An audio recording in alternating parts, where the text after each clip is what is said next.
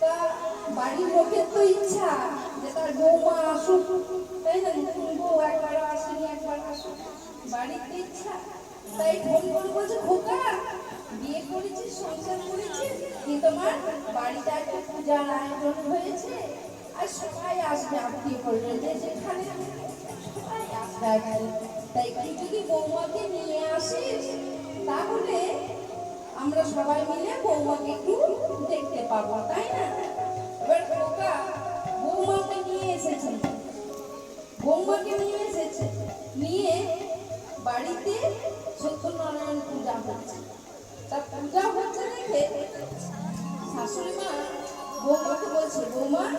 দেখো আমি সব সাজিয়ে রেখে গিয়েছি, তা একটু কৃপা করে তুমি যেন পুজোটা করিয়ে নিও, আমি আরো আত্মীয় স্বজন আছে তাদের একটু চা জলের ব্যবস্থা করে দিই, তাই না? তাই এই বলে কি করেছে, বৌমাকে রেখে দিয়েছে। মা এখনকার বৌমারা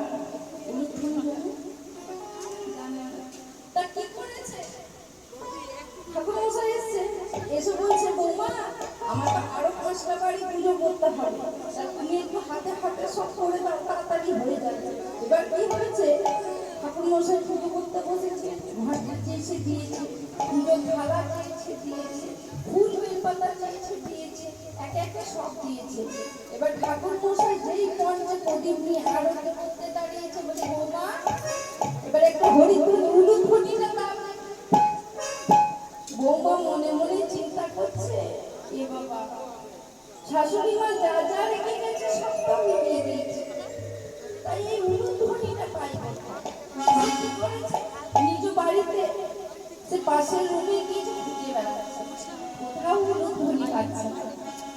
বাড়ির নাই খুঁজে বেড়াচ্ছে, কিচেনে খুঁজে বেড়াচ্ছে। এই সময় শাশুড়ি মাকে বলছে, শাশুড়ি মা এসেছেন, এসে পরে বলছে, বৌমা গো কি করছো তুমি? মা আপনি পূজার জন্য সব ঠিক করে রেখে গেছেন, কিন্তু উলুধ্বনিটা রাখতে ভুলে গেছেন। শাশুড়ি মা হেসে করা বলে, হায় ভগবান, উলুধ্বনি কিনা বস্তু যে রাখবো সেটা তো বদলের জিনিস, তাই না? তাই সবাই মিলে একটা উলুধ্বনি জোরছে, আমি শান্তি পুরো ডুবো নদে ভেসে যায়, শান্তি পুরো ডুবো নদে ভেসে যায়, শান্তি পুরো ডুবো নদে ভেসে যায়, শান্তি পুরো ডুবো নদে ভেসে যায়, অলসে ঘালে তবু না পুরায়, এসে মলসে কলসে ঘালে তবু না পুরায়, জোরে জোরে সোনার নদী আয়, উলুধ্বনি শব্দ শোনা যায়,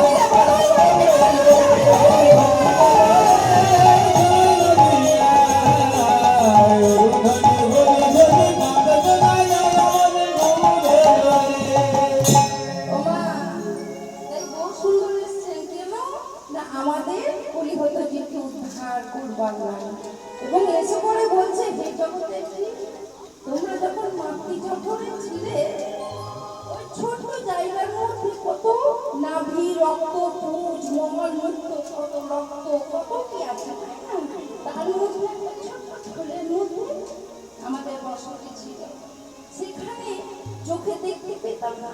বদনে বলতে পেতাম না, হাত দিয়ে মিলতে পেতাম না, পাগুলো মিলতে পেতাম না, শুধু অনুভব করতে পারতাম। আর কেঁদে কেঁদে ভগবানকে বলতাম, হে করুণাময়, হে কৃপাময়, তুমি যদি কৃপা করে করুণা করে এই ছোট্ট জায়গা থেকে একটা সুন্দর জায়গায় পাঠিয়ে দিতে পারো, যেখানে গিয়ে আমি নয়নে দেখতে পাবো, কর্ণে শ্রবণ করতে পাবো, বদনে বলতে পাবো, চরণে মন্দির যেতে পাবো, হস্ত দিয়ে পূজা আর্চা করতে পাবো, এমন সুন্দর জায়গায় পাঠিয়ে দাও, সেখানে গিয়ে আমি তোমার নাম গুণ কীর্তন করবো। কিন্তু মা যেই ধরা অমনি ভগবানকে ভুলে গেলাম, অমনি কি করলাম আমরা,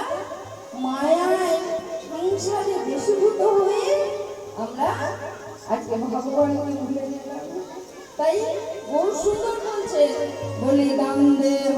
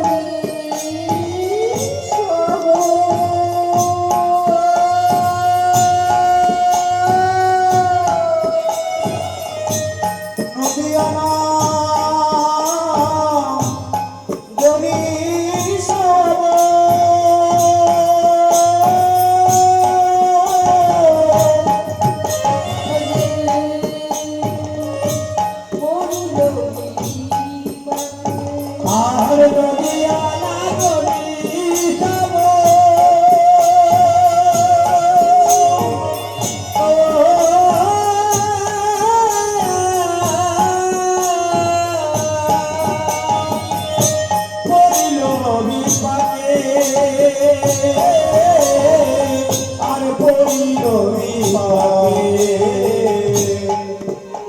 আর দেবদান দেবদান বলি দেহদান দেহদান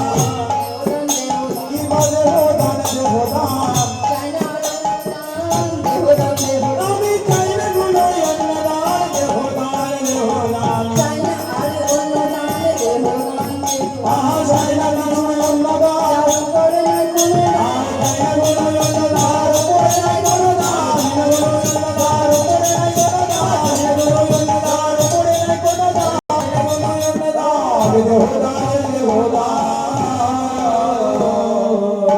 ওমা ভগবান বলছে খুব তো তখন গর্বের ভেতর খুব বলেছিলি হে প্রভু ভগবান আমার সুন্দর ধরাধামে পাঠিয়ে দাও আমি তোমার নাম করব নাম শ্রবণ করব বদনে তোমার নাম করব হস্ত দিয়ে পূজা আর্চা করব চরণ দিয়ে মন্দির যাব কিন্তু যেই চলে এলি অমনি চিটিং করে দিলাম তাই না? আত্মীয় পরিজন টাকা পয়সা গাড়ি ব্যালেন্স গাড়ি বাড়ি নিয়ে আমরা ঘুরে ভগবানকে চিনি না ভগবান কি জিনিস জানি না কি করে ভগবানকে ডাকা এই বলে বলে যখন দেহ থেকে প্রাণ পাখি চলে গেল এই দেহ থেকে প্রাণ পাখিটা চলে গেল এই দেহটাকে ওই চারতলার উপর থেকে টেনে নিয়ে এসে তুলসী মঞ্চের কাছে নামিয়ে দিল। তুলসী মঞ্চের কাছে নামিয়ে দিয়ে ওই বাঁশ কেটে তাতে দোলনা করে তার উপর চাপিয়ে নিয়ে যেতে যেতে বলে কি বলে গো বলো হরি হরি বল বলো হরি হরি বল বলো হরি হরি বল যাচ্ছে বলো হরি